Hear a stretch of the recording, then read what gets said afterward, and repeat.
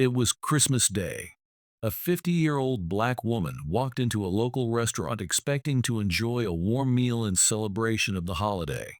The holiday season, a time for family gatherings, joy, and kindness, seemed to be the perfect moment for a peaceful dining experience.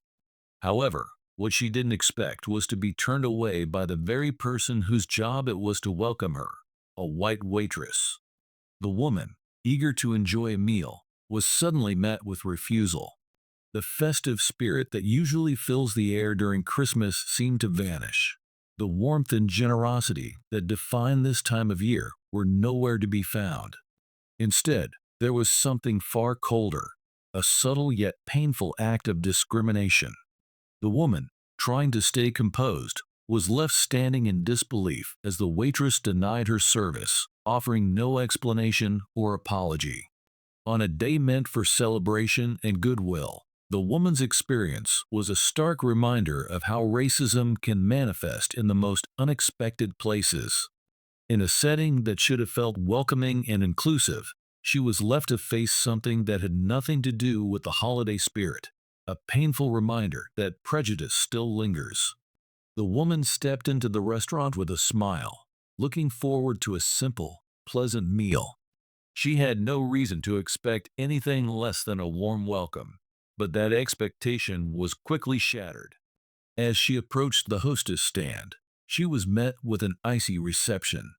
The waitress, who was standing nearby, glanced at her, then turned away without a word. There was no greeting, no acknowledgement of her presence. The woman paused, unsure if this was a mistake, but when she tried to approach the counter to be seated, the waitress stepped back, blocking her path.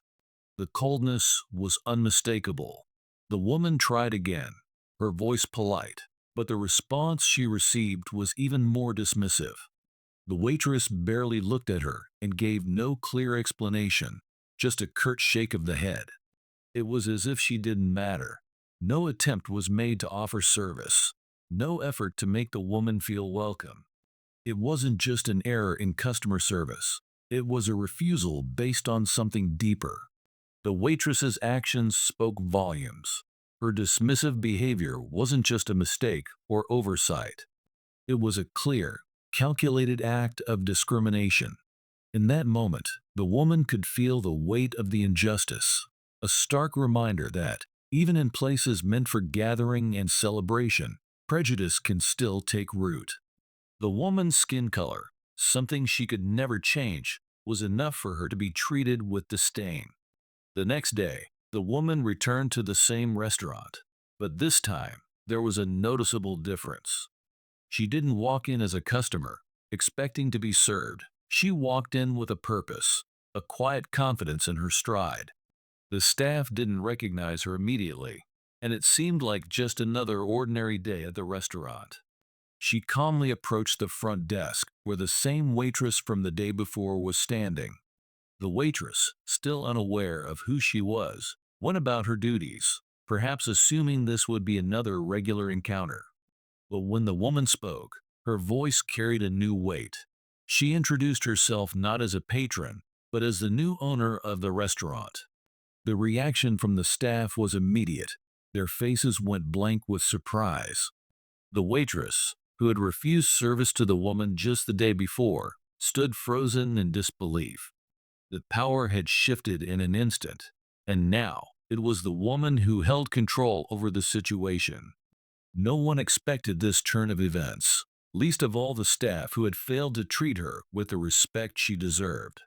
As the new owner, she now had the authority to make decisions.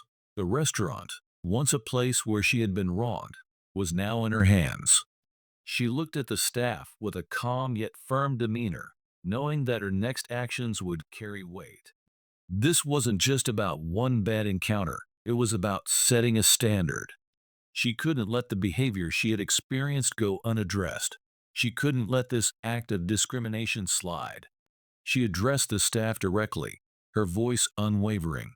It was clear from her words that she was not there to negotiate or reason. The waitress, along with others who had been complicit, were about to face the consequences of their actions. She made it clear that in her establishment, there would be no room for racism or discriminatory behavior. The idea of turning a blind eye to injustice was not something she could tolerate. With a simple, deliberate decision, she chose to terminate the waitress and the other staff members involved in the incident. There was no hesitation. It was a moment of power, but also of principle. The message was clear. If you choose to mistreat others, there will be real consequences.